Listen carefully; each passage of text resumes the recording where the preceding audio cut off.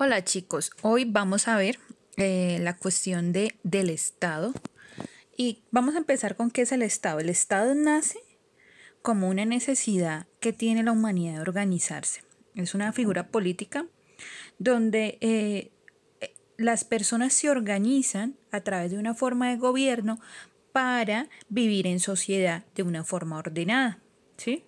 Y es administrada, orientada, el Estado es orientado, los recursos, los bienes y servicios y las entidades públicas en un territorio determinado. ¿Qué necesita un Estado? Un Estado necesita primero un territorio determinado, es decir, unas fronteras como tal.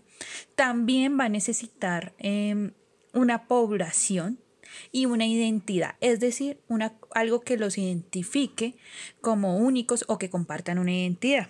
¿Listo? ¿Cuáles son las instituciones del Estado? Tenemos la policía, que es la que mantiene el orden público, el ejército, que nos defiende las agresiones exteriores, un cuerpo diplomático que se ocupa de las relaciones internacionales. Cuerpo de funcionarios que se encargan de la administración del Estado, que es todo la rama ejecutiva. Ustedes ya saben mucho del tema. Bueno, vamos a ver primero algunos conceptos de algunos autores que nos hablan sobre política y sobre la organización del Estado. Casi todos ellos son filósofos políticos. Entonces Thomas Hobbes nos habla de que el hombre es autodestructivo.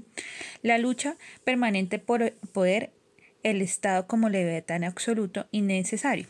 En su obra Leviatán, él habla de la importancia de crear un Estado como tal y cómo sería para él la estructura de un Estado ideal para él. John Locke, Pacto para la Evolución y Limitaciones y Derechos Individuales. Para él, el Estado es un pacto que va a permitir, digamos, los derechos individuales, pero también va a permitir las limitaciones. Recordemos que la libertad de un individuo va a estar sujeta a la del otro. ¿Por qué? Porque tu libertad va hasta cuando empieza o cuando se empieza a vulnerar a la otra persona. Juan Jacobo Rousseau nos habla en su contrato social, la soberanía popular del Estado de naturaleza, hombre como producto social, educación y voluntad general. Montesquieu y Selles, la limitación institucional y constitucional al poder. Karl Marx nos habla que la cuestión social y la igualdad, el Estado como aparato de dominación, superestructura e infraestructura, determinó histórico, lucha de clases, bueno. Aquí Karl Marx nos habla y nos va a decir que el Estado como está, o el Estado moderno está hecho de una forma que va a limitar y que va a someter a los más pobres o a la clase proletariada. Entonces el que nos dice que siempre se debe, digamos, haber una unificación entre la sociedad y el Estado para que haya una igualdad. Otro pensadores que nos hablan del Estado es Max Weber. Max Weber es un sociólogo que nos habla de la burocracia, la liderazgo, la religión que está permanente en el Estado. Schopenhauer nos habla de la competencia democrática, es decir, que siempre va a haber una constante lucha por quienes tienen el poder en el Estado. Gramsci nos habla de la hegemonía cultural y el instrumentalismo estatal, es decir, que siempre va a haber alguien que manda sobre los demás. Ahora vamos a hablar de nuestro tema central, que es la evolución de la forma del Estado a través del tiempo. Tenemos primero el Estado teocrático. El Estado teocrático que nos va a decir que el poder tiene un origen divino, es la primera forma de Estado en la historia. El individuo es igual súbdito al servicio del Estado. No hay una separación entre la Iglesia y el Estado como tal, es decir, que la religión juega un papel súper importante en la organización del Estado. ¿Por qué? Porque los súbditos van a hacerle caso a lo que diga la religión, ¿cierto? A lo que diga el sacerdote. Entonces siempre la religión va a estar, digamos, muy unida frente al gobierno. Incluso se habla de que los representantes o los emperadores o los reyes van a ser siempre un representante de ellos en la tierra, ¿sí? O incluso son considerados dioses. Estuvo en Egipto, China, los incas y los aztecas. Esas son las primeras organizaciones de Estado que conocemos como tal. Luego tenemos las ciudades-estado, las famosas ciudades-estado en Grecia.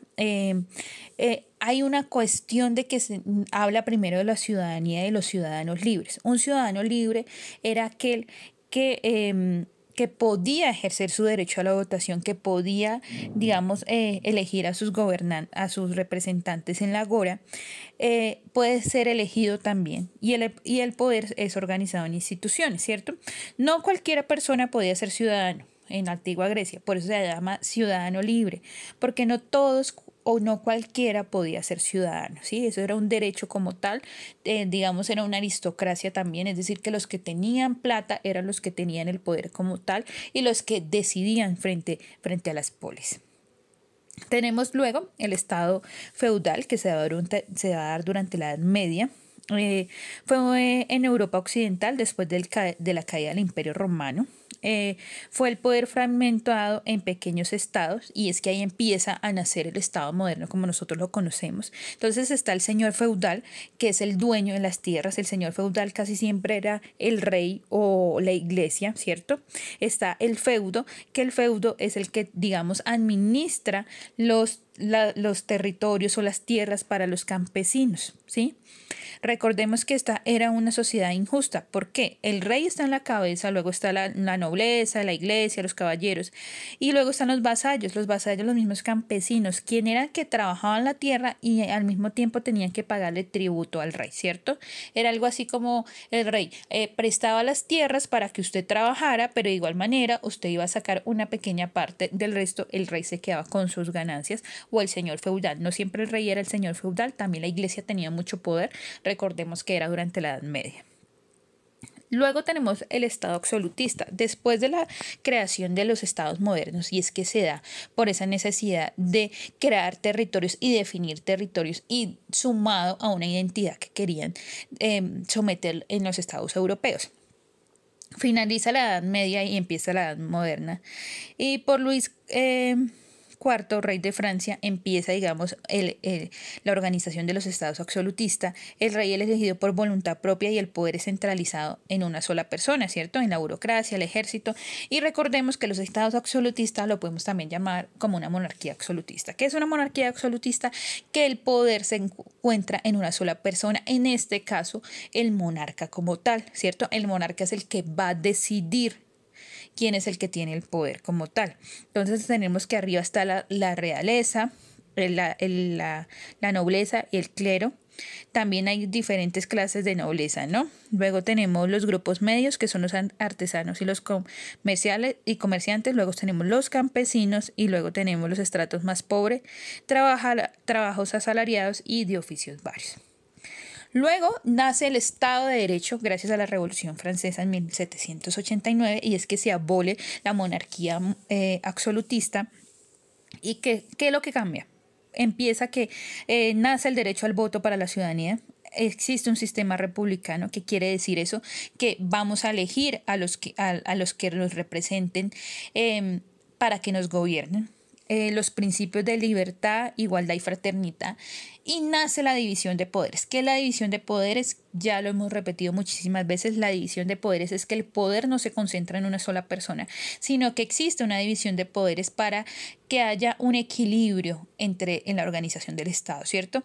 Una, digamos, va a controlar a la otra para que haya un equilibrio y en ningún lado digamos, se someta al poder en un solo lugar, ¿sí? Para que no hayan injusticias.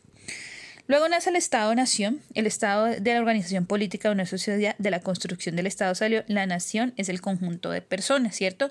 Que ya no solamente se va a tener en cuenta la organización del Estado, sino también se va a encontrar en cuenta a las personas, que se debe brindar los derechos y una calidad de vida a las personas.